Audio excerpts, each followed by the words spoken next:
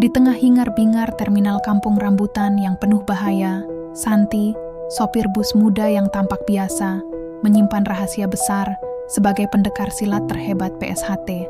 Ketika preman-preman mulai menguji batas kesabarannya, Santi harus memilih antara terus bersembunyi atau mengeluarkan kekuatannya demi melindungi diri dan orang-orang di sekitarnya. Apakah dia siap menghadapi bayang-bayang masa lalunya dan mengakhiri teror yang mengancam? Hai sahabat Putri Nara Story, jangan lupa subscribe channel ini biar gak ketinggalan kisah-kisah seru dan penuh emosi lainnya ya. Klik juga tombol like-nya kalau kamu suka dengan ceritanya.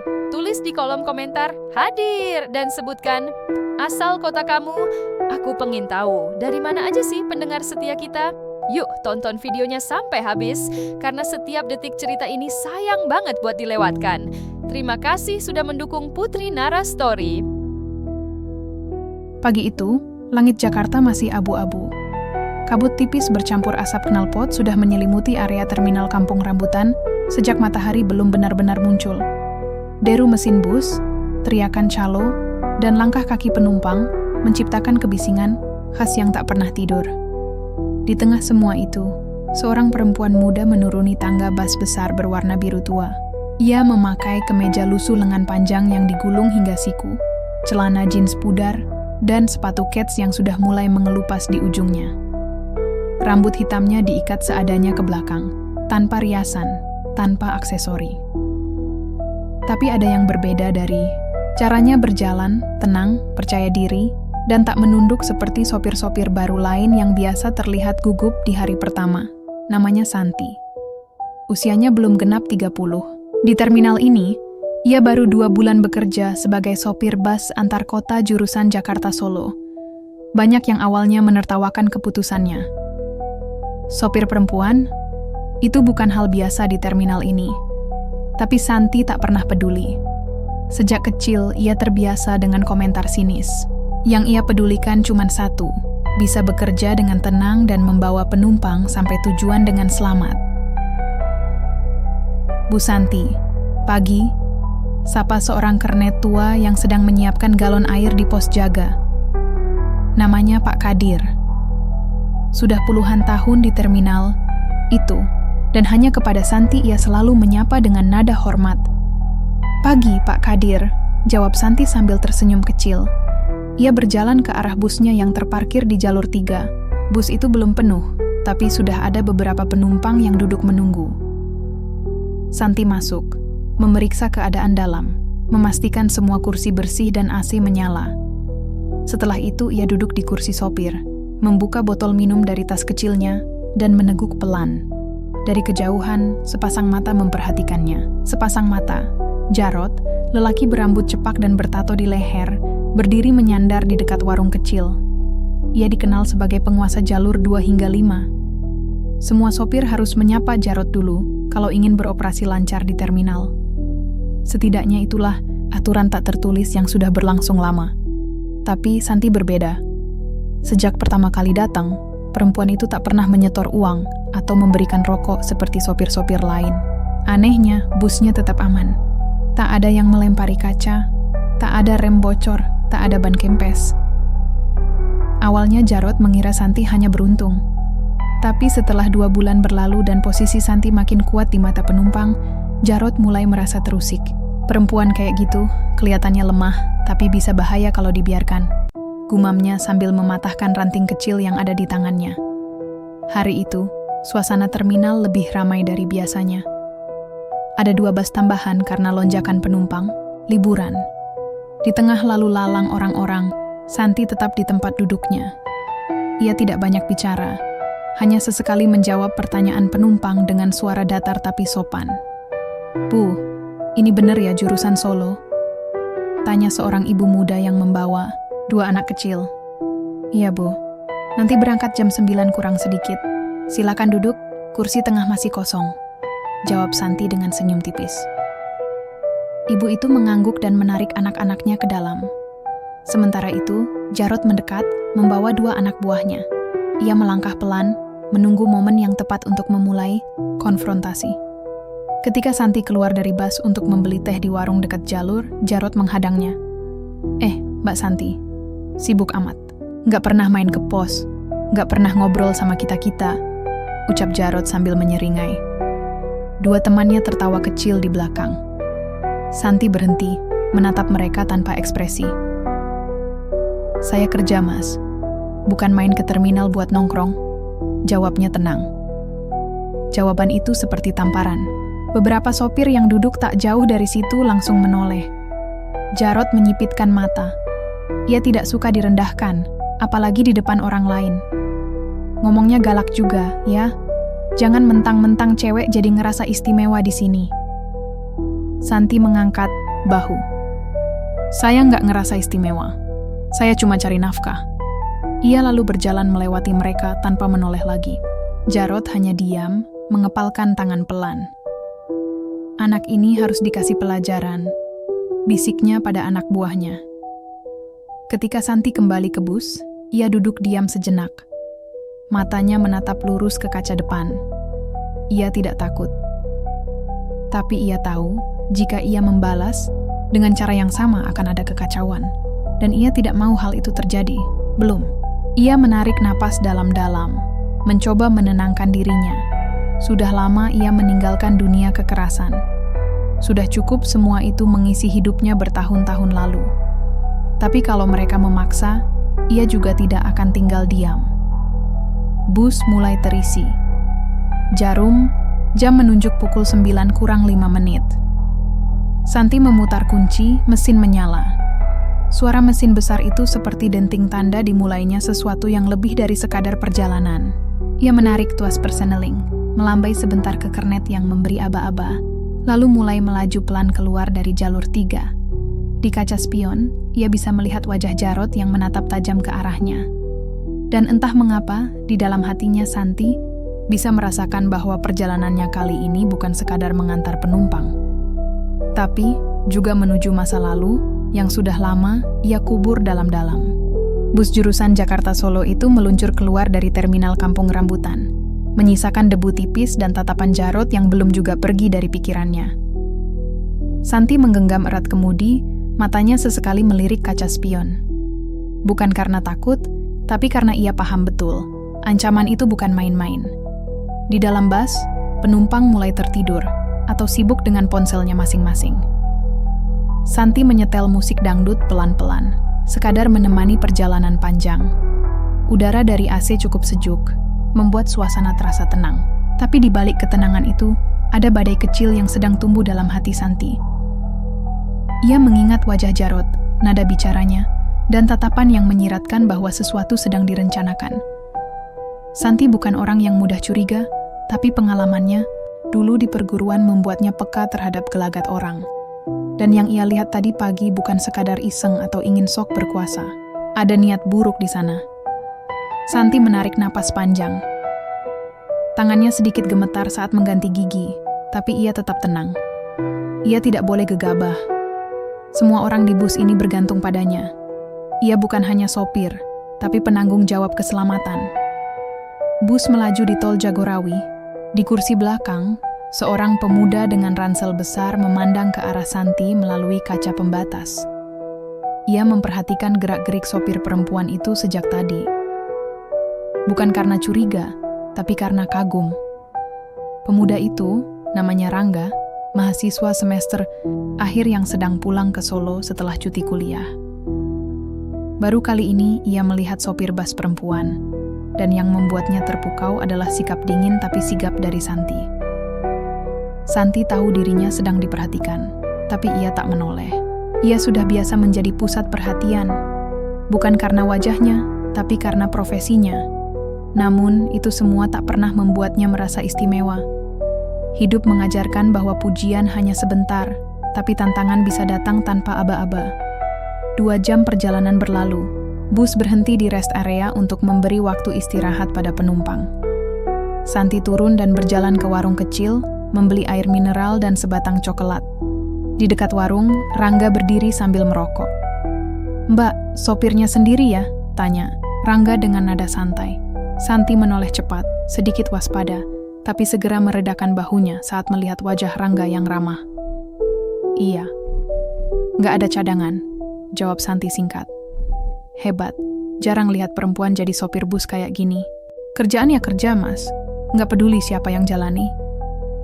Rangga tersenyum, lalu mematikan rokoknya. Ia menatap Santi lebih lama, tapi tak ingin terlalu banyak bertanya. Ia bisa merasakan ada sesuatu di balik ketenangan perempuan ini, seperti ada tembok tinggi yang memisahkan dari masa lalunya.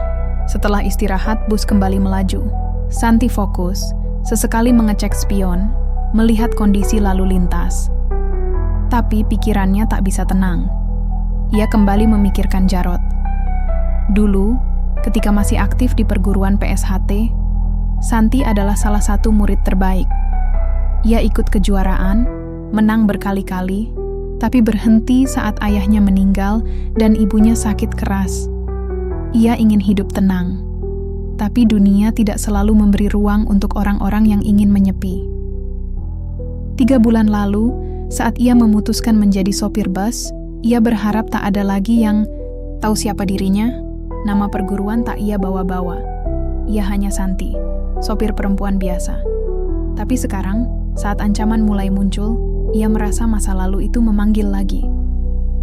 Di Jakarta, malam mulai turun. Bus kembali memasuki terminal akhir untuk putaran sore. Saat Santi menurunkan penumpang, ia melihat sosok familiar di pojok terminal. Seorang lelaki tua dengan peci hitam dan tongkat kayu berdiri sambil mengamati. Santi terpaku. Itu adalah Pak Lurah, salah satu pengurus senior PSHT di kampung halamannya.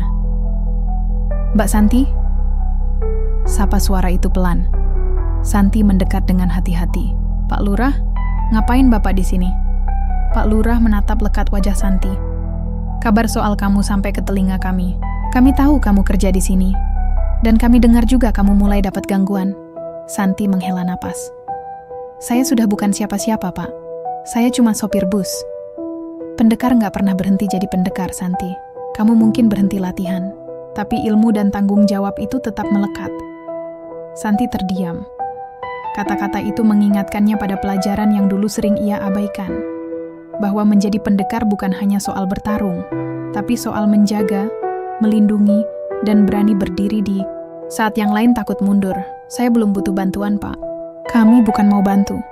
Kami cuma mau kamu tahu, kamu tidak sendiri. Kalau kamu butuh kami, tinggal panggil." Pak Lurah kemudian pergi, meninggalkan Santi yang berdiri dengan mata menerawang. Malam itu, ia pulang ke kos-kosannya di belakang terminal dengan kepala penuh pikiran. Dalam sunyi kamar kecilnya, ia duduk di lantai. Di bawah tempat tidurnya, ada sebuah kotak kayu tua. Santi menarik kotak itu keluar, membuka pelan, dan melihat benda-benda yang lama ia simpan. Sabuk hitam, foto perguruan, dan sebuah baju latihan yang sudah lusuh. Tangannya menyentuh sabuk itu. Matanya memejam, mengingat kembali saat ia bersumpah di hadapan gurunya dulu. Untuk menggunakan ilmu hanya ketika benar-benar dibutuhkan. Untuk membela yang lemah dan tidak membiarkan kejahatan berkuasa. "Kalau memang harus kembali, aku siap," bisiknya. Tapi ia tahu, keputusan itu bukan tanpa harga. Dan ancaman yang datang bisa jadi bukan cuma untuk dirinya, tapi juga untuk orang-orang di sekitarnya. Dan perang itu perlahan mulai menampakkan bayangannya. Pagi itu, Santi kembali menyapu lantai bus sebelum berangkat. Meski hanya pekerjaan kecil, tapi ia terbiasa memulai hari dengan rapi. Busnya bersih, wangi, dan siap jalan. Itu sudah jadi kebanggaan tersendiri untuknya. Ia tahu, menjadi sopir, perempuan di tengah dunia yang keras seperti terminal, berarti ia harus 1000 kali lebih kuat dan disiplin dibanding sopir laki-laki lain. Kalau lengah sedikit saja, bisa dipandang remeh. Namun pagi ini terasa berbeda. Ada perasaan tidak enak yang mengendap di dada Santi sejak semalam. Pertemuan dengan Pak Lurah membuat pikirannya terus berputar. Ia jadi teringat siapa dirinya dulu, apa yang pernah ia capai, dan juga apa yang ia tinggalkan. Langkah-langkah berat terdengar mendekat ke arah bus. Santi melongok ke pintu dan langsung mengenali sosok di luar. Jarod. Kali ini dia tidak sendirian. Ada 2 orang lelaki bertubuh besar, berdiri di belakangnya.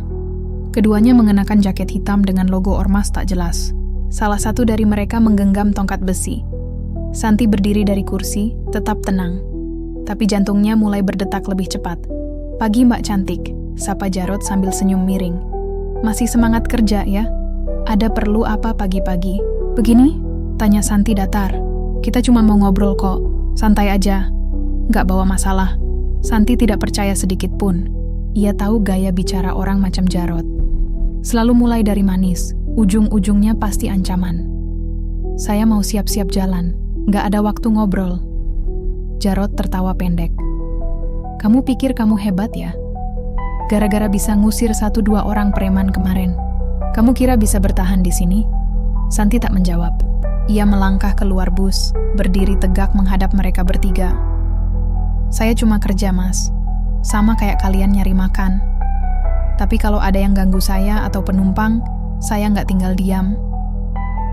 Salah satu anak buah Jarot mendekat 1 langkah, mengacungkan tongkat. "Kalau perempuan, jangan sok jago." Santi menatap tajam. Wajahnya tetap tenang, tapi sorot matanya berubah. Dingin, penuh waspada. Jarot mengangkat tangan, menghentikan anak buahnya. "Sabar. Nanti waktunya juga datang. Tapi kami cuma mau kasih tahu, kalau kamu masih nekat kerja di sini, bakal ada yang nyesel. Terminal ini bukan tempat buat orang keras kepala." Setelah itu mereka pergi. Tapi ancaman itu menggantung jelas di udara. Setelah mereka hilang dari pandangan, beberapa kernet dan sopir yang dari tadi memperhatikan mulai mendekat. "Santi, kamu hati-hati ya. Itu Jarot udah lama nguasain terminal sini. Dia nggak suka kalau ada yang melawan," ujar Salah. Satu sopir tua bernama Pak Nur Santi hanya mengangguk. "Saya nggak nyari masalah, Pak. Tapi kalau mereka cari, saya nggak lari." Hari itu terasa panjang. Setiap detik berlalu dengan pikiran was-was. Santi menjalankan busnya seperti biasa. Tapi di setiap persimpangan, ia terus memperhatikan apakah ada motor yang membuntuti. Ia jadi lebih waspada terhadap semua orang. Rangga kembali naik busnya hari itu. Duduk di bangku nomor 3, dekat jendela. Wajahnya cerah. Tapi begitu melihat Santi, ia menyadari sesuatu sedang tidak beres. "Mbak, nggak apa-apa?" "Wajahnya beda," tanya Rangga saat bus berhenti di lampu merah. Santi tersenyum tipis. "Lagi banyak pikiran." "Kalau butuh cerita, saya dengerin," ujar Rangga sambil nyengir.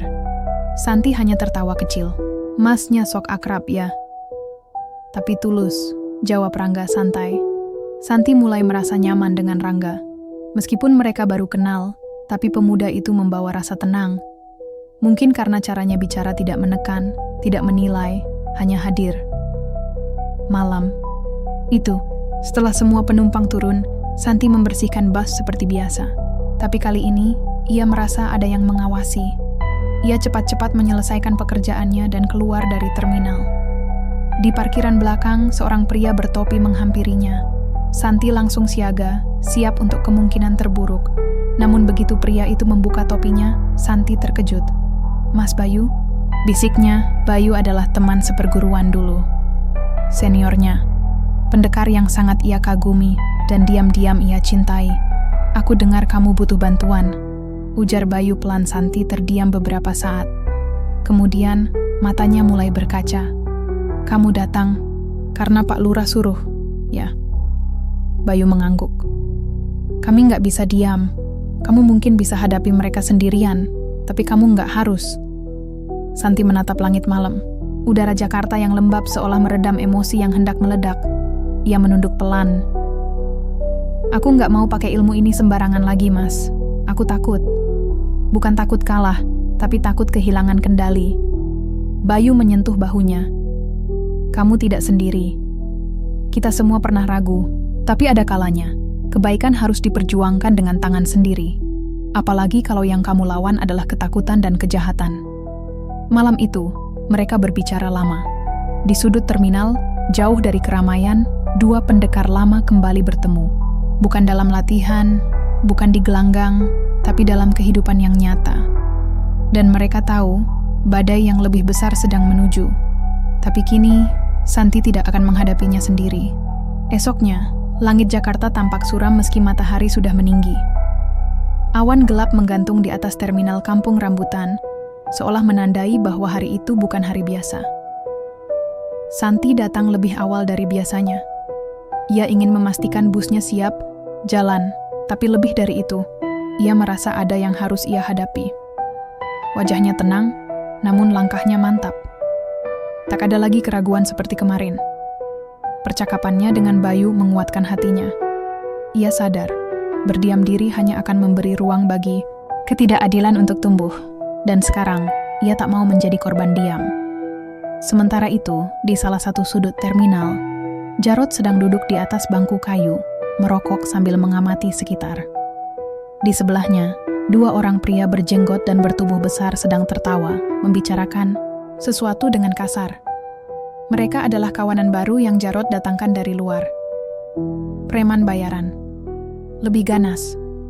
Lebih nekat. Malam ini kita kasih pelajaran, ujar Jarod pelan sambil menghembuskan asap rokok.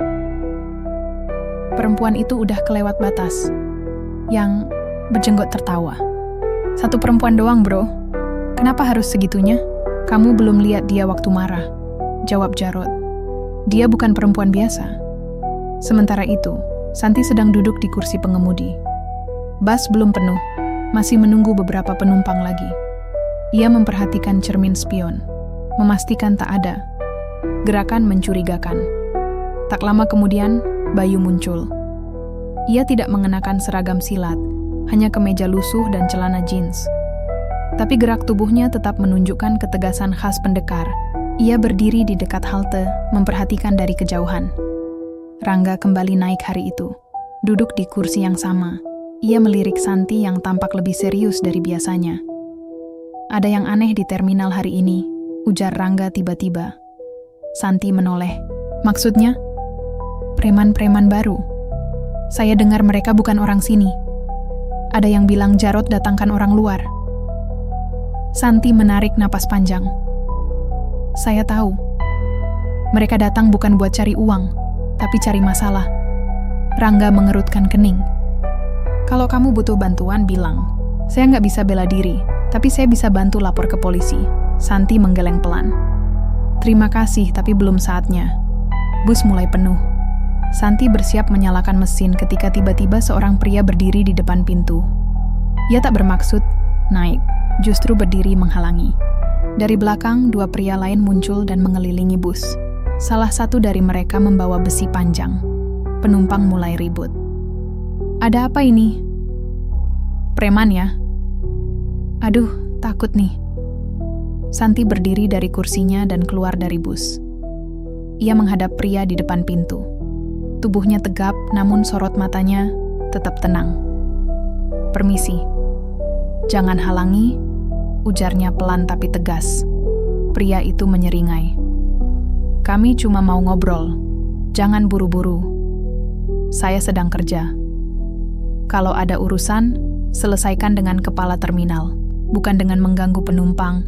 Pria itu mendekat, napasnya bau alkohol. Kamu kira kamu hebat ya? Mau main jagoan di terminal ini? Sebelum Santi sempat menjawab, pria di belakangnya melangkah maju dan mencoba menarik lengan bajunya. Gerakan itu cukup untuk memicu reaksi. Dalam sekejap, Santi memutar badannya. Tangan kirinya menangkis cengkeraman, tangan kanannya menghantam dada pria itu dengan pukulan lurus. Pria itu mundur beberapa langkah dan jatuh. Keributan meledak. Penumpang berteriak.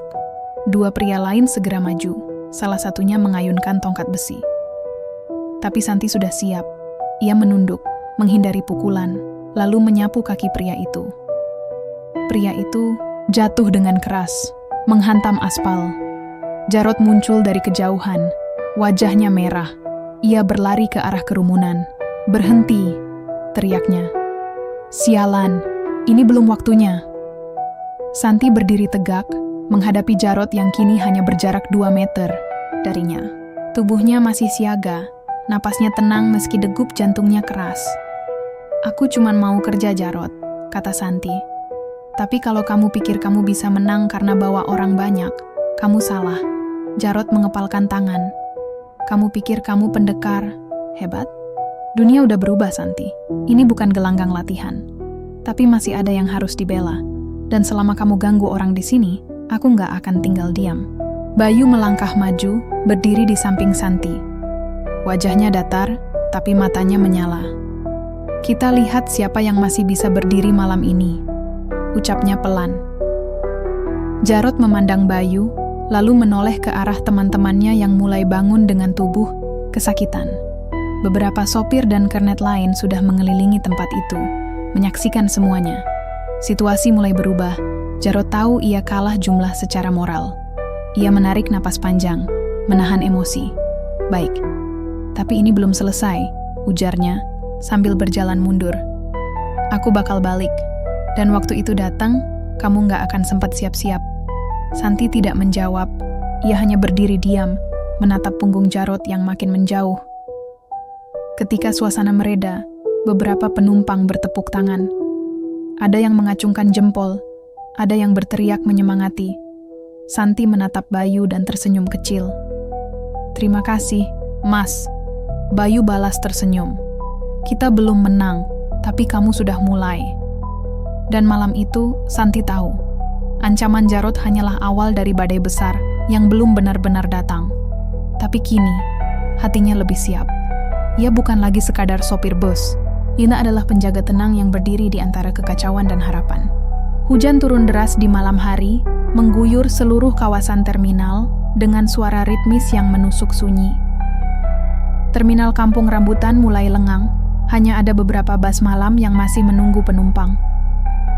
Para pedagang kaki lima mulai menutup, lapak, dan genangan air mengalir di antara roda-roda kendaraan berat yang terparkir. Santi duduk sendirian di dalam busnya yang kosong. Ia tak langsung pulang, masih memilih duduk sambil memandangi titik-titik air hujan di kaca. Wajahnya terlihat letih tapi sorot matanya tetap tajam. Ia masih memikirkan ucapan Jarod tadi siang, ancaman yang tak terdengar seperti gertakan kosong. Suasana terminal memang tenang, tapi hati Santi penuh waspada. Ia tahu, preman seperti Jarod tidak akan tinggal diam setelah dipermalukan di depan umum. Terlebih, anak buahnya sudah ada yang cedera. Harga diri mereka sedang dalam bahaya, dan orang-orang seperti Jarod akan melakukan apapun untuk membalas. Bayu muncul dari luar, mengetuk pintu bus perlahan. Santi menoleh, tersenyum kecil, lalu membuka pintu. Bayu naik tanpa bicara, lalu duduk di kursi depan dekat pintu. Masih di sini? Tanyanya. Pelan. Santi mengangguk. Hujan, mager pulang. Lagi pula aku juga masih mikirin si Jarod. Bayu menghela napas. Dia pasti balik. Tapi kalau dia ngajak lebih banyak orang, kita harus siap. Santi menatap Bayu. Kamu yakin ini jalan yang benar? Lawan mereka, buka semua identitasku. Aku bukan cari nama, Bayu.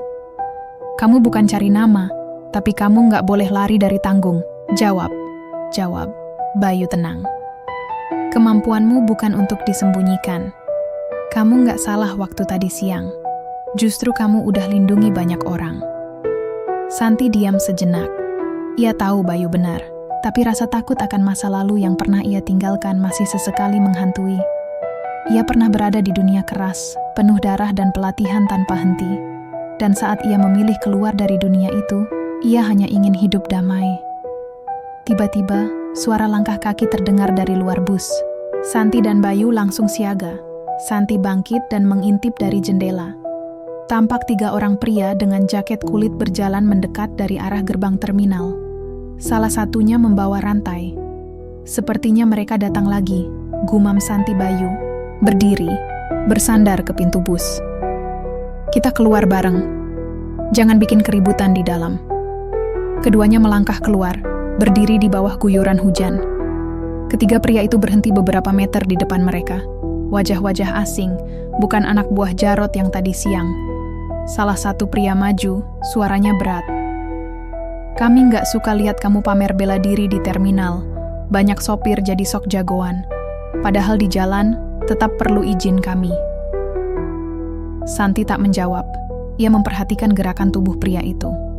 Tegang, tidak stabil, terbiasa berkelahi, tapi tidak terlatih. Kami bukan mau cari masalah, kata Santi akhirnya. Tapi kalau kamu datang bawa ancaman, aku juga bisa jaga diri. Si pria mendecak. Banyak omong, udah sini aja. Tanpa aba-aba, pria itu menyerang, mengayunkan rantainya ke arah Santi. Dengan cepat, Santi melangkah ke samping dan menghindar. Rantai menghantam tiang halte, mengeluarkan suara keras. Santi balas bergerak, meluncur dengan tendangan lurus ke dada penyerang. Si pria terhuyung mundur, yang lain ikut maju. Tapi Bayu tak tinggal diam. Ia menangkis pukulan pertama dan menekuk lengan lawannya hingga pria itu jatuh berlutut. Hujan membuat jalanan licin, tapi Santi dan Bayu bergerak seperti air, cepat, tenang, dan mengalir. 2 menit kemudian, ketiga pria itu sudah terkapar di aspal. Satu memegangi perut, satu lagi tersungkur menahan sakit di bahu, sementara yang ketiga menyeret diri menjauh. Santi menatap mereka, basah kuyup oleh hujan. Katakan ke Jarod, jangan main-main lagi, ini peringatan terakhir. Para pria itu tak menjawab, mereka hanya bangkit sebisanya lalu pergi dalam diam, hilang dalam hujan. Malam Bayu menatap Santi. Kamu nggak perlu takut, aku di sini. Santi menatapnya sejenak, lalu menunduk. Aku cuman nggak mau semua ini berulang lagi. Hidupku dulu penuh darah, Bayu. Aku benci itu. Bayu mengangguk. Tapi sekarang kamu beda. Dulu kamu bertarung untuk menang. Sekarang, kamu bertarung untuk melindungi. Perlahan, Santi tersenyum. Untuk pertama kalinya, ia mulai menerima bahwa dirinya tidak bisa terus lari. Ia bukan sekadar sopir bus. Ia bukan hanya seorang perempuan muda yang mencoba hidup sederhana. Ia adalah pendekar. Dan saat dunia di sekelilingnya kacau, ia harus menjadi kekuatan yang menenangkan. Hujan masih belum reda, tapi hati Santi mulai jernih. Bahaya masih ada, tapi ketegasan dan keberanian mulai tumbuh kembali dalam dirinya. Di kejauhan, dari balik lorong gelap terminal, Jarod mengintip diam-diam. Wajahnya tegang. Ia melihat sendiri bagaimana anak buah barunya dihajar dalam waktu singkat. Kali ini, ia sadar, musuhnya bukan perempuan biasa. Dan jika ia ingin menang, ia butuh sesuatu yang lebih besar. Sebuah rencana mulai tumbuh di benaknya, dan badai sesungguhnya belum dimulai. Terminal kampung rambutan kembali ramai pagi itu. Suara teriakan kernet, klakson bus, dan percakapan pedagang bercampur jadi satu, menciptakan irama khas yang hanya dimengerti oleh mereka yang terbiasa hidup di tempat ini. Tapi di balik keramaian itu, ada ketegangan yang mulai terasa, seperti udara yang menahan napas sebelum badai datang. Santi tiba lebih pagi dari biasanya. Ia mengenakan jaket hitam polos, rambut dikuncir rapi, wajahnya serius. Ia tahu hari ini bukan hari biasa.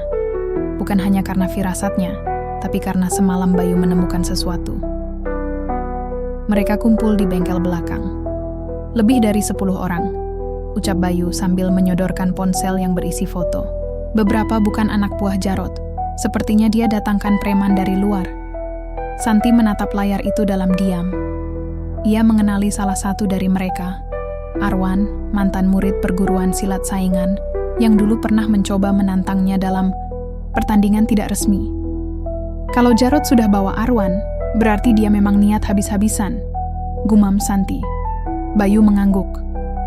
Ini bisa berbahaya, Santi. Kamu nggak bisa hadapi mereka sendirian. Aku juga nggak minta sendiri, balas Santi. Tapi aku juga nggak bisa mundur. Santi berjalan ke arah busnya yang sudah diparkir di jalur 4. Beberapa sopir lain menyapanya dengan senyum canggung. Mereka mulai mendengar cerita tentang apa yang terjadi semalam dan tentang siapa sebenarnya Santi. Bisik-bisik soal pendekar perempuan itu mulai menyebar. Tapi belum banyak yang benar-benar percaya. Sementara itu, di belakang terminal, Jarod sedang duduk di kursi plastik reyot. Rokok menyelip di bibirnya, tatapannya dingin menatap Arwan yang sedang membagi peran pada anak-anak buahnya. Pokoknya, yang cewek itu milikku, kata Jarod pelan. Aku mau dia tunduk. Kalau perlu, patahin satu tangannya. Biar nggak sok, jagoan lagi. Arwan mengangguk. Wajahnya tak banyak ekspresi. Tapi kalau dia benar pendekar PSHT, kita nggak bisa asal serang. Kita harus bikin dia lelah dulu. Main taktik. Jarod mencibir. Gue nggak peduli dia dari mana. Namanya perempuan, tetap bisa dilumpuhkan. Gue pernah kalahin yang lebih jago darinya. Arwan diam. Dalam hatinya, ia tak sepenuhnya percaya pada ucapan Jarod. Ia tahu reputasi Santi, meski dulu hanya mendengar dari cerita-cerita. Tapi ia juga tahu, harga dirinya sebagai jagoan bisa meningkat jika berhasil mengalahkan pendekar seperti Santi. Mereka bersiap. Di antara para preman yang dibawa Jarod, ada yang bawa besi, rantai, bahkan pentungan kayu. Mereka tak peduli jika harus berbuat keji.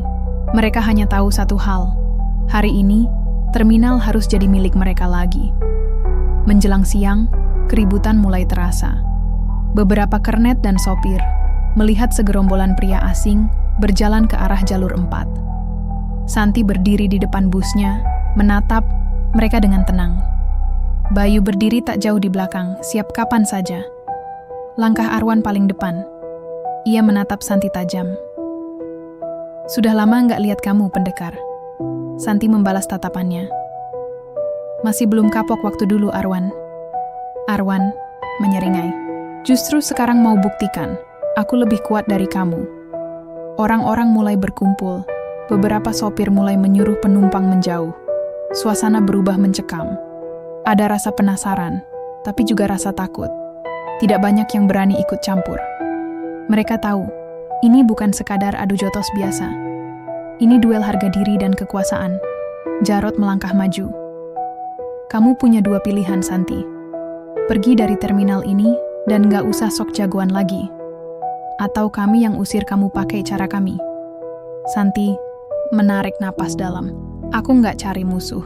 Tapi kalau kalian ganggu ketenangan di sini, aku gak bakal tinggal diam. Jarod tertawa pendek. Lihat saja, siapa yang berdiri terakhir.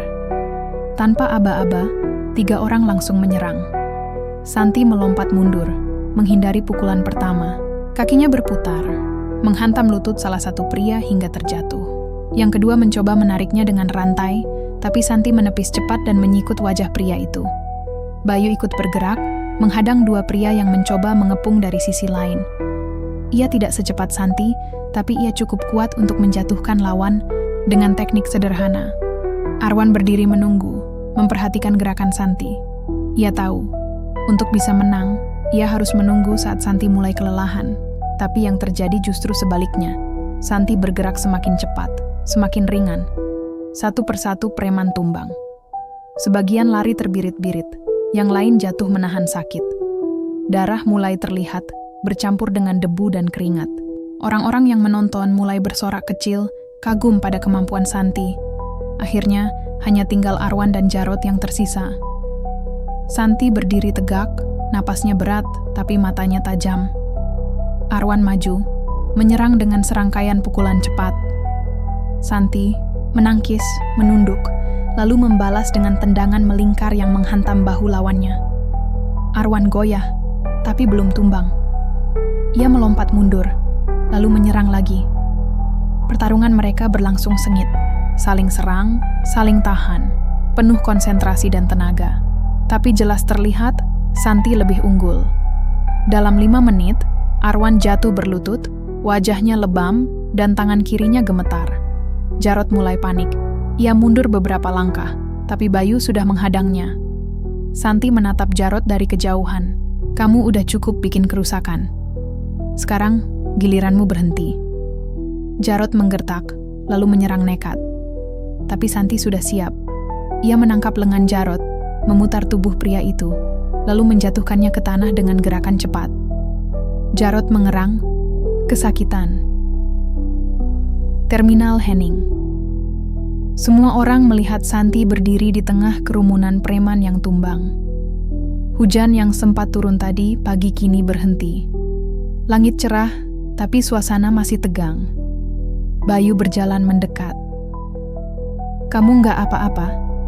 Santi mengangguk. Aku cuma lelah. Wajah-wajah penonton mulai berubah. Tidak lagi ragu, tidak lagi heran. Kini mereka mulai menghormati Santi.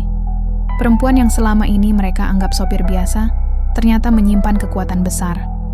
Tapi yang lebih penting, ia tidak menggunakannya untuk menyombong. Ia menggunakannya untuk menjaga. Hari itu, Santi tidak hanya mengalahkan Jarod dan Arwan. Ia juga mengalahkan ketakutannya sendiri. Namun, apa yang ia menangkan baru setengah dari peperangan. Karena kabar tentang kejadian hari itu mulai menyebar ke telinga orang-orang yang lebih besar. Dan salah satunya memiliki dendam lama pada perguruan yang sama dengan Santi. 2 hari berlalu sejak pertarungan itu. Terminal kampung rambutan mulai tenang, lebih dari biasanya. Para sopir tak lagi bicara dengan nada resah. Pedagang asongan bisa berjualan tanpa takut dipalak. Bahkan kernet-kernet yang biasanya kerap cekcok, kini tampak saling menahan diri. Semua itu karena satu nama, Santi. Namun di balik ketenangan itu, Santi tidak merasa lega. Ia tahu dunia ini tidak bekerja seperti dongeng, di mana satu kemenangan langsung membawa kedamaian abadi. Dunia terminal, dunia jalanan, dunia di mana kekuasaan diperebutkan dengan kekerasan, selalu punya penantang baru. Selalu ada seseorang yang merasa harga dirinya terinjak dan ingin balas. Pagi itu, Santi duduk di bangku kecil di dekat warung kopi Mbah Darto. Ia meminum kopi hitam sambil memandangi lalu lalang bus yang datang dan pergi. Bayu datang menyusul, membawa koran dan sebungkus nasi uduk. "Berita kemarin masuk koran, San," ujar Bayu sambil menyodorkan halaman depan. Santi menatap tajuk utama. Sopir wanita gagalkan serangan preman di terminal. Di bawah judul, foto dirinya tanpa sadar sedang menolong kernet yang luka, tampil cukup besar. Ia menarik napas panjang. "Justru ini yang aku takutkan," Bayu mengerutkan dahi. "Kenapa? Orang sekarang jadi tahu kamu jagoan. Mereka hormat." Santi menggeleng. "Aku nggak butuh dihormati karena bisa berkelahi. Aku cuma ingin kerja tenang, nggak diganggu." Bayu diam sejenak, lalu berkata pelan, "Mungkin saatnya kamu cerita tentang kenapa kamu ninggalin PSHT." Santi menatap kopi di tangannya. Wajahnya berubah sedikit muram. "Aku pernah terlibat dalam pertarungan yang enggak seharusnya. Waktu itu, aku terlalu sombong. Kupikir aku bisa menang tanpa melihat risiko. Tapi aku salah. Orang yang kulawan cedera parah. Sejak saat itu, aku memutuskan berhenti. Bukan karena takut kalah, tapi takut mengulang luka yang sama." Bayu tidak berkata apa-apa. Ia paham, semua orang punya masa lalu. Tapi kini, masa lalu itu sedang menggeliat kembali, perlahan namun pasti. Siang itu, datang seseorang yang tak pernah mereka duga. Seorang pria tinggi dengan rambut cepak dan sorot mata dingin turun dari mobil hitam yang berhenti tak jauh dari terminal. Ia mengenakan jaket kulit dan celana jeans pudar. Wajahnya keras, penuh bekas luka. Santi langsung mengenalinya. "Gilang," gumamnya. Bayu menoleh. "Siapa dia?" "Dia dulu kakak tingkat di perguruan, tapi keluar dengan status murid gagal karena mengkhianati ajaran." Gilang berjalan masuk ke dalam terminal seperti singa yang hendak merebut wilayah. Ia tidak peduli pandangan orang. Bahkan ketika beberapa sopir mencoba menyapanya, ia hanya menatap mereka dingin. Langkahnya langsung menuju arah Santi dan Bayu. "Duduk. Aku dengar kamu bikin keributan di terminal ini," ucap Gilang tanpa basa-basi. Santi berdiri, tubuhnya kaku namun tegas. "Aku cuma bela diri, bukan nyari masalah." Gilang menyeringai. "Tapi kamu pakai nama PSHT. Kamu tahu apa artinya?" Santi menatapnya tajam. "Aku nggak bawa-bawa nama perguruan. Aku cuma bertindak sebagai manusia. Sayangnya, orang-orang nggak lihat itu. Sekarang semua mata tertuju ke PSHT. Dan kamu adalah wajah yang mereka lihat." Bayu menyela. "Kalau kamu datang cuma buat marah-marah, silakan pergi. Kami nggak nyari ribut." Tapi Gilang menoleh padanya dan berkata datar, "Anak kecil kayak kamu sebaiknya diam. Ini urusan pendekar." Santi menahan Bayu agar tak bereaksi. "Kamu mau apa, Gilang?" "Aku cuma mau bersihkan nama perguruan. Dan satu-satunya cara adalah kamu harus tanding lawan aku." Santi menggeleng. "Aku sudah nggak aktif." "Bukan Itu yang terdengar dari berita dan rekaman CCTV, ujar Gilang sambil mengeluarkan ponsel, menampilkan video pertarungan Santi melawan Jarod. Kamu tahu siapa yang punya video ini? Orang-orang dari organisasi saingan. Mereka akan pakai ini untuk jatuhin nama kita. Santi menatap layar itu dalam diam. Kamu harus buktiin di depan mereka. Kamu bisa tundukkan aku. Atau kamu keluar selamanya dari PSHT dan terima konsekuensinya. Konsekuensi? Tanya Bayu. Gilang menatap Santi, lalu berkata pelan, "Kalau kamu nolak, aku yang akan rebut terminal ini. Bukan dengan preman, tapi dengan pendekar-pendekar buangan sepertiku. Kamu nggak akan punya tempat di sini." Bayu mencengkeram tinjunya, marah. Tapi Santi hanya menatap lurus ke arah Gilang. "Kapan?" tanyanya. 3 hari lagi. Di lapangan belakang gudang lama. Bawa siapapun yang kamu percaya. Tapi pertarungan ini 1 lawan 1. Sebelum pergi, Gilang berbisik lirih. "Aku selalu iri padamu, Santi. Tapi hari itu, aku akan berdiri di atasmu." Mobil hitam itu pergi, meninggalkan debu dan tekanan yang makin berat. Bayu duduk, diam. Ia melihat Santi yang kini menunduk. Wajahnya bukan takut, tapi seperti orang yang tahu ia tak bisa lari lagi dari takdir. "Kamu yakin mau lawan dia?" tanya Bayu. Santi menatap mata temannya itu. "Aku harus.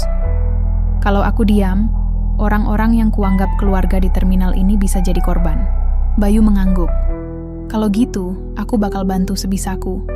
Apapun itu." Santi tersenyum kecil. "Mungkin aku perlu buka-buka lagi jurus lama yang sudah kukunci."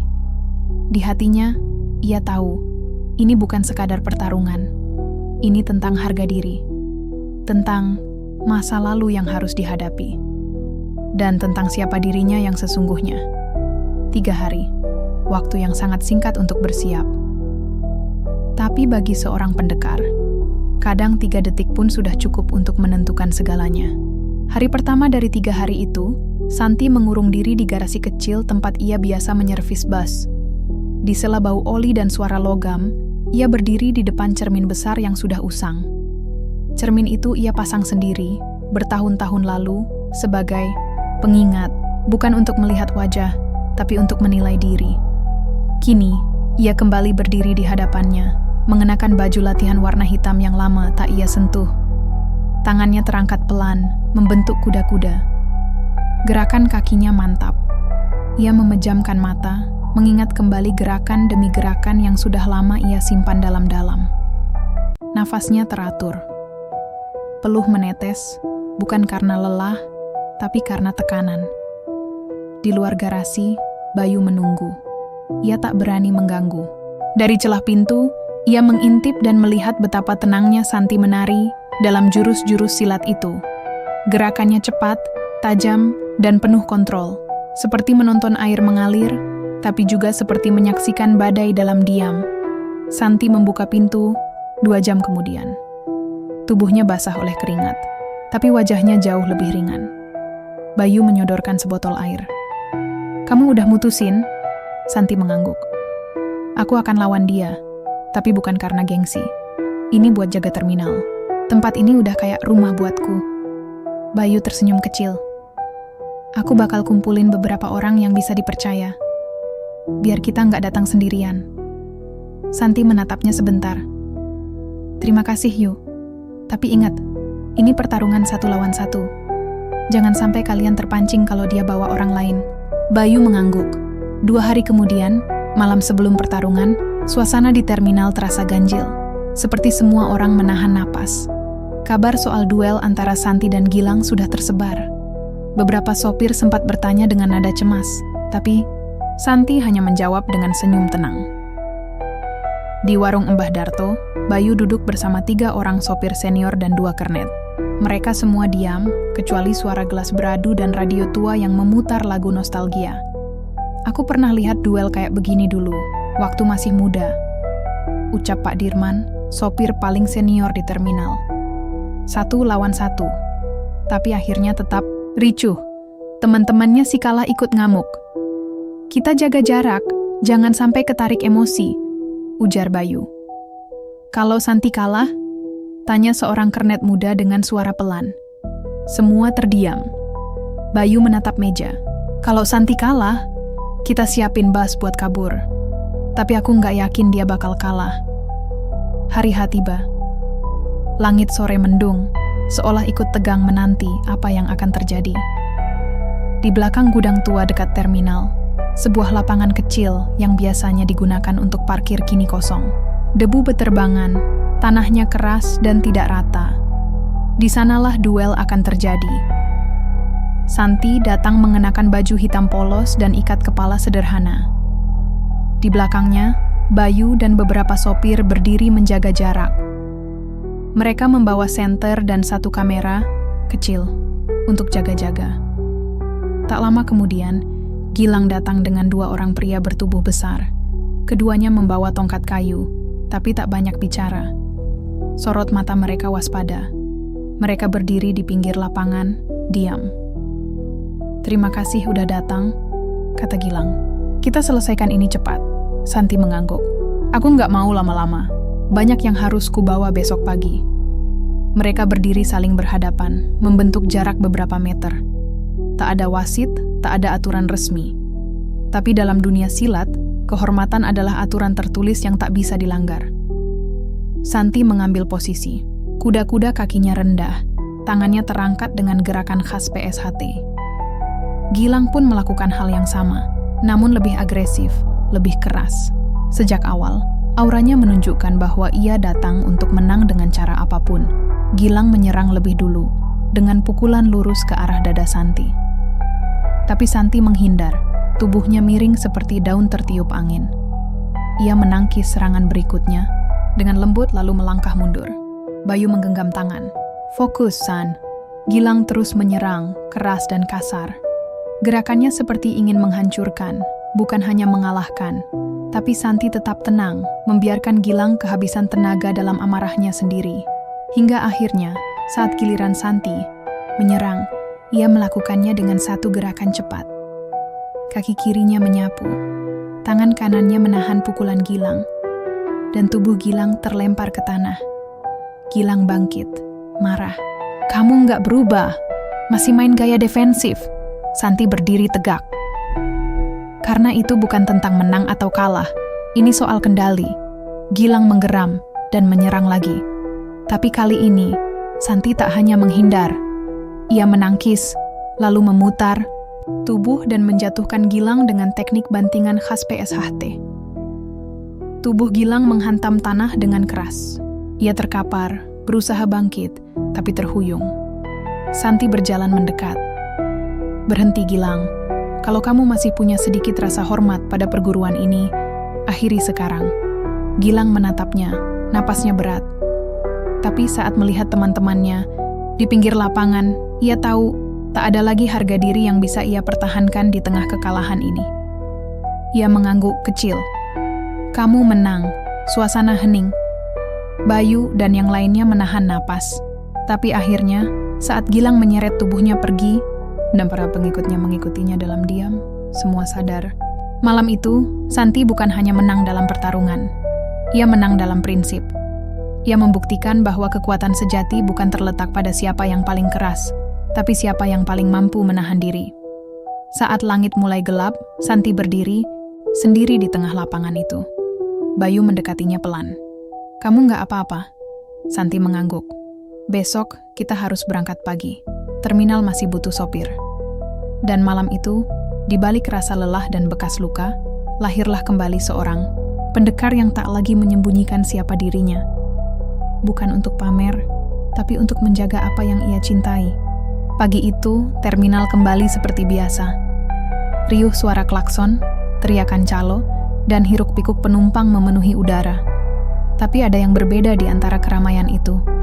Para sopir, kernet, hingga pedagang kaki lima mulai melirik Santi dengan sikap yang lebih hormat. Bukan karena takut, melainkan karena kagum. Santi tetap menjalani hari seperti biasa. Ia duduk di kursi sopir bus jurusan Cirebon, sambil mengecek rem dan lampu sein. Tangannya sigap, wajahnya tenang. Bayu datang dengan 2 bungkus nasi uduk dan menyerahkannya tanpa banyak bicara.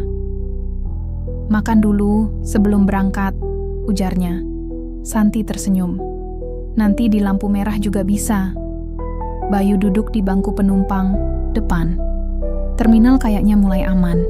Sejak kejadian kemarin malam, gak ada lagi yang berani gangguin siapa-siapa.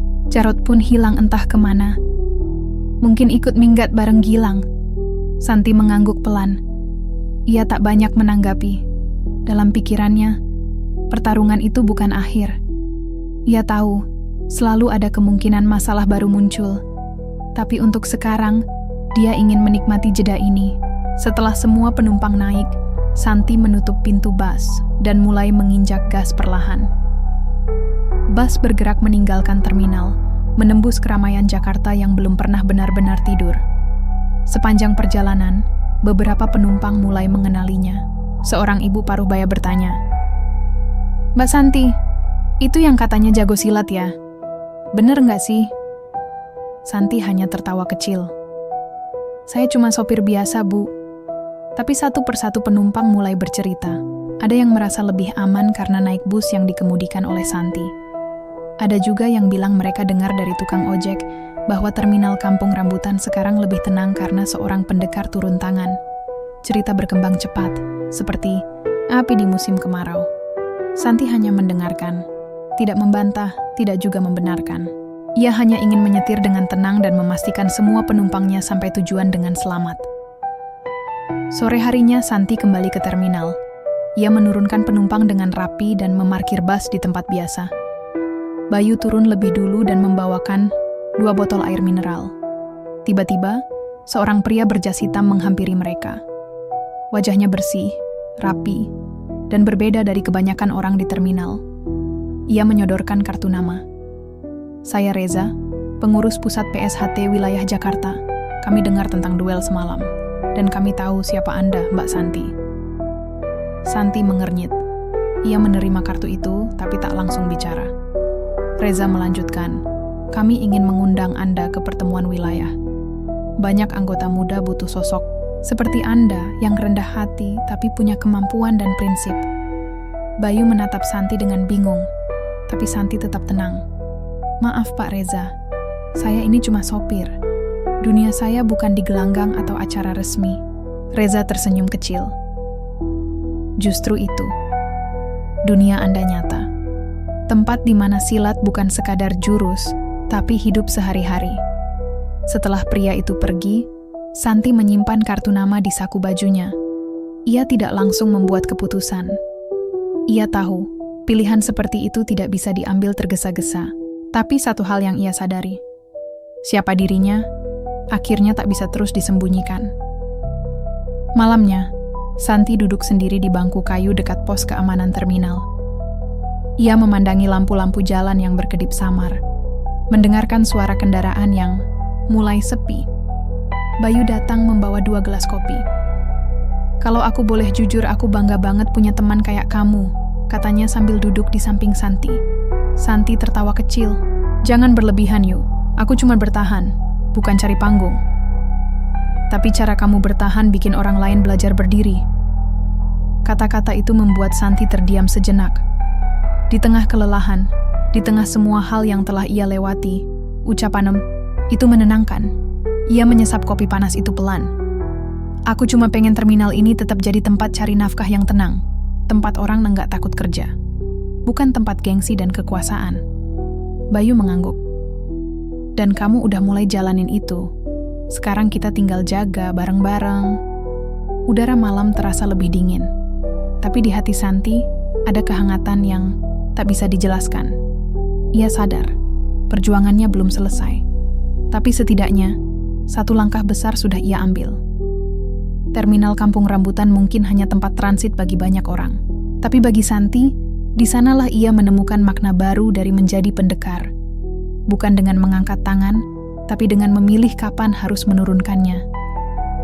Dan malam itu, di tengah kesunyian yang perlahan kembali hadir, Santi tahu satu hal. Ia tak sendirian lagi. Hari-hari berikutnya berjalan dengan lebih tenang di terminal Kampung Rambutan. Keberanian Santi menghadapi Jarod dan para preman yang selama ini mengganggu terminal meninggalkan bekas yang dalam. Preman-preman yang sebelumnya galak kini menghindar saat melihatnya. Wajah-wajah yang dulu penuh tantangan berubah jadi penuh hormat. Namun, di balik itu semua, Santi tahu bahwa ketenangan ini hanyalah sementara. Sore itu, saat Santi baru saja menyelesaikan rutinitas memeriksa busnya, sebuah suara familiar memanggil dari kejauhan. "Santi!" teriak Bayu sambil melambaikan tangan Nia, segera menghampiri dengan wajah serius. "Kamu dengar belum? Jarod katanya nggak terima kalah.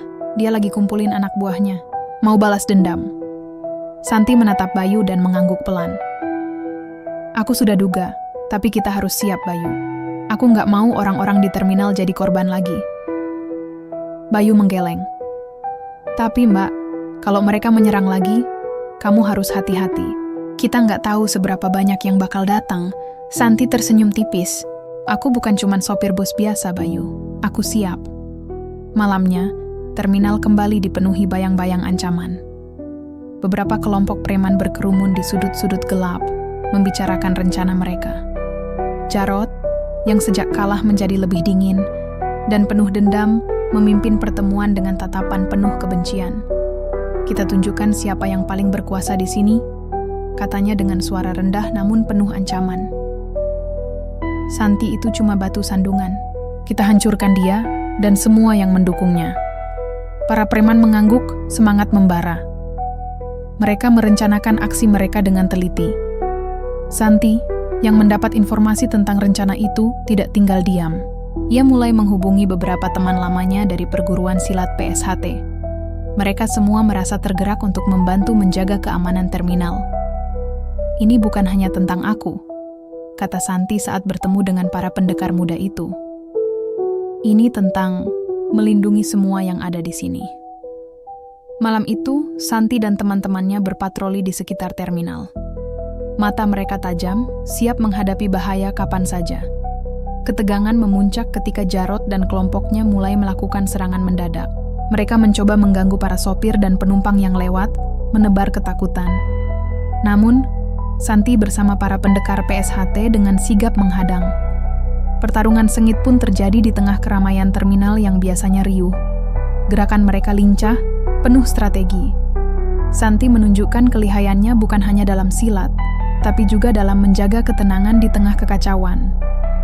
Setelah beberapa saat, para preman mulai kehilangan kendali.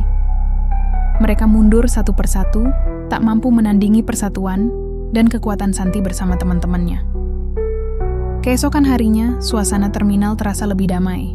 Penumpang kembali berlalu lalang dengan santai. Para pedagang membuka lapak dengan senyum. Santi berdiri di pinggir jalan, menatap terminal yang kini mulai kembali ke kehidupan normal. Bayu menghampiri dengan segelas teh hangat. "Kamu hebat, Santi. Aku tahu kamu bisa." Santi tersenyum. "Ini belum selesai, Bayu. Tapi kita sudah buat langkah besar." Mereka berdua tahu, pertempuran untuk menjaga kedamaian terminal akan terus berlanjut. Tapi dengan keberanian dan solidaritas, mereka yakin bisa menghadapinya bersama. Terminal Kampung Rambutan bukan hanya tempat transit, tapi sudah menjadi medan perjuangan bagi Santi dan semua yang peduli. Dan di sana, di antara hiruk-pikuk dan tawa penumpang, pendekar muda itu terus berjalan, siap menghadapi apapun yang datang di depan. Hari-hari setelah pertarungan besar itu, suasana di terminal Kampung Rambutan perlahan kembali normal. Namun, di balik ketenangan yang tampak, Santi merasakan gelisah yang sulit dijelaskan. Ia tahu, Jarod dan kelompoknya mungkin sedang menyusun rencana baru. Tidak ada waktu untuk lengah. Suatu sore, saat Santi sedang membersihkan busnya, Bayu datang dengan wajah serius.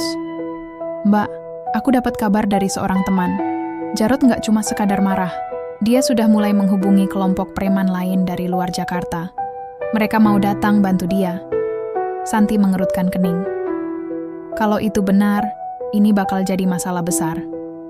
Bayu menghela napas. "Kita harus siap-siap, Mbak. Aku rasa kamu perlu bantuan lebih banyak." Santi tersenyum tipis. "Aku sudah menghubungi beberapa orang dari perguruan. Mereka bersedia datang." Malamnya, di sebuah ruangan kecil dekat terminal, Santi berkumpul dengan beberapa pendekar muda. Mereka berbicara serius tentang ancaman yang semakin nyata. Kita harus buat strategi, kata Santi. Ini bukan hanya soal silat, tapi juga bagaimana kita bisa melindungi terminal dan orang-orang yang ada di sini. Seorang pemuda bernama Rizal mengangguk. Kita bisa patroli bergantian, pasang pos pengamatan, dan jalin komunikasi dengan sopir serta pedagang. Santi mengangguk. Bagus. Kita juga harus waspada terhadap provokasi. Jangan sampai kita terpancing emosi. Beberapa hari kemudian, suasana di terminal memang mulai terasa seperti benteng kecil. Para pendekar berjaga, sopir dan pedagang saling membantu, dan penumpang pun merasa lebih aman. Namun, ketegangan tidak bisa dihindari.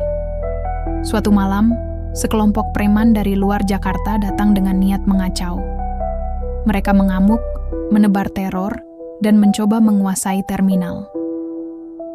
Santi dan teman-temannya segera bergerak. Pertarungan sengit pecah di tengah gelap, dan riuhnya suara teriakan. Gerakan silat mereka begitu cepat dan terkoordinasi. Santi memimpin dengan tenang, memadukan kecerdasan dan kekuatan. Ia berusaha menjaga agar perkelahian itu tidak sampai melukai orang tak berdosa. Setelah berjam-jam bertarung, preman-preman itu mulai mundur. Mereka tak kuat menghadapi perlawanan yang solid. Namun, Jarod tetap belum menyerah. Ia menghadang Santi dengan tatapan penuh kebencian. "Kamu pikir ini sudah selesai, Santi? Aku akan kembali. Dan kali ini, aku akan membawa semua yang aku bisa." Santi menatap balik, tak gentar.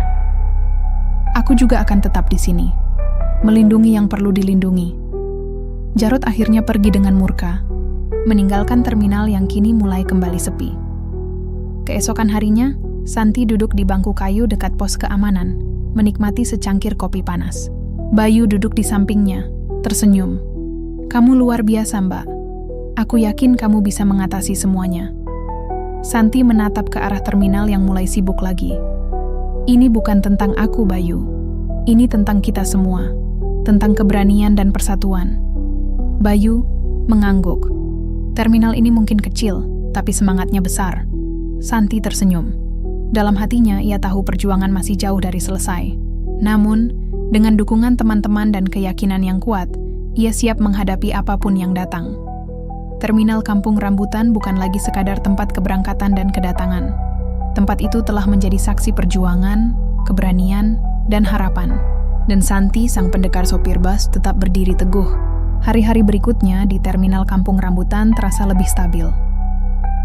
Setelah pertempuran sengit dengan para preman yang datang dari luar kota, Santi dan teman-temannya berhasil menjaga keamanan terminal. Para sopir dan pedagang mulai beraktivitas. Dengan lebih tenang, penumpang pun kembali merasa nyaman. Namun, meskipun suasana tampak damai, Santi menyadari bahwa ancaman tidak pernah benar-benar hilang. Jarod yang sebelumnya sering mengganggu, kini tidak tampak. Tapi bayangan dendam dan rencananya masih menghantui. Santi tetap waspada. Suatu sore, Santi menerima pesan dari salah satu anggota perguruan PSHT yang tinggal di daerah lain. Pesan itu berisi kabar bahwa ada pergerakan mencurigakan yang diduga terkait dengan Jarod. Santi menatap layar ponselnya dengan serius. Bayu yang sedang menyapu di dekatnya melihat ekspresi Santi. "Ada apa, Mbak?" "Sepertinya serius." Santi mengangguk pelan. "Kayaknya Jarod belum selesai. Aku dapat informasi dia sedang mengumpulkan kekuatan lagi." Bayu berhenti sejenak lalu berkata, "Kalau begitu, kita harus lebih waspada. Aku akan bantu sebisa mungkin." Santi tersenyum tipis. "Aku senang ada kamu di sini, Bayu." Malam hari, Santi duduk sendiri di ruang istirahat busnya. Ia menghela napas dalam-dalam, mengingat semua yang telah terjadi. Memori masa lalunya sebagai pendekar PSHT selalu datang kembali saat ia menghadapi ancaman seperti ini. Ia tahu, kekuatannya bukan hanya untuk melindungi diri sendiri. Ada tanggung jawab yang lebih besar menantinya. Perlahan, tekadnya semakin kuat. Beberapa hari kemudian, seorang pemuda datang ke terminal. Ia mengenakan jaket hitam dengan logo perguruan silat yang sama dengan Santi. Pemuda itu memperkenalkan diri sebagai Dani, salah satu murid perguruan yang datang untuk membantu. Santi menyambut Dani dengan hangat. Kamu datang tepat waktu. Kami memang butuh bantuan. Dani tersenyum. Aku siap membantu, Mbak. Kita harus pastikan keamanan terminal ini terjaga. Dengan kedatangan Dani, semangat tim pengamanan terminal semakin kuat. Mereka mulai melakukan patroli lebih rutin, saling berbagi informasi, dan menjaga komunikasi dengan sopir serta pedagang. Suatu sore, saat mereka berpatroli di sudut terminal, terdengar suara gaduh dari arah belakang. Sekelompok preman yang lebih kecil mencoba menguji kekuatan Santi dan teman-temannya. Pertarungan kecil pun terjadi. Gerakan cepat dan koordinasi yang solid membuat mereka mudah mengatasi ancaman tersebut. Santi menatap para preman yang mulai mundur. Ini peringatan. Jangan pernah mencoba mengganggu keamanan terminal. Keesokan harinya, suasana terminal kembali normal. Para penumpang berlalu lalang dengan tenang. Pedagang tersenyum menjajakan dagangan, dan bas-bas mulai memenuhi antrian. Santi berdiri di dekat pintu masuk terminal, menatap keramaian dengan rasa bangga. Ia tahu perjuangan belum berakhir, tapi dengan persatuan dan keberanian, mereka mampu menjaga tempat ini tetap aman. Bayu menghampiri dengan segelas air mineral. Kamu hebat, Mbak. Aku yakin semua ini karena kamu. Santi mengangguk sambil tersenyum. Kita semua hebat, Bayu. Aku hanya salah satu dari banyak yang peduli. Mereka berdua tahu, di tengah kesibukan terminal Kampung Rambutan, ada semangat yang tidak pernah padam. Semangat untuk melindungi, berjuang, dan terus maju bersama. Waktu berjalan begitu cepat setelah kedatangan Dani. Terminal Kampung Rambutan kini bukan lagi tempat yang penuh ketakutan. Justru sebaliknya, terminal itu berubah menjadi tempat yang penuh semangat dan rasa kebersamaan. Santi merasakan perubahan besar dalam dirinya juga. Ia tidak lagi menyembunyikan siapa dirinya sebenarnya. Keberanian dan keahlian silatnya kini digunakan bukan hanya untuk melindungi diri, tapi juga untuk menjaga keamanan lingkungan di sekitar. Suatu pagi yang cerah, saat Santi sedang memeriksa kondisi busnya sebelum berangkat, Bayu datang membawa kabar baik. Mbak, tadi aku dapat kabar dari petugas keamanan terminal. Jarod dan kelompoknya sudah meninggalkan daerah ini. Mereka menyerah karena perlawanan kita terlalu kuat, kata Bayu. Dengan wajah penuh semangat, Santi tersenyum lega. Itu kabar yang sangat bagus, Bayu. Tapi kita tetap harus waspada. Ancaman bisa datang kapan saja. Bayu mengangguk. Aku tahu, tapi setidaknya untuk sekarang, kita bisa bernapas lega. Hari itu, terminal terasa lebih hidup dari sebelumnya. Penumpang berdatangan dengan ceria, pedagang membuka lapak dengan semangat, dan para sopir bus melayani penumpang dengan senyum yang tulus.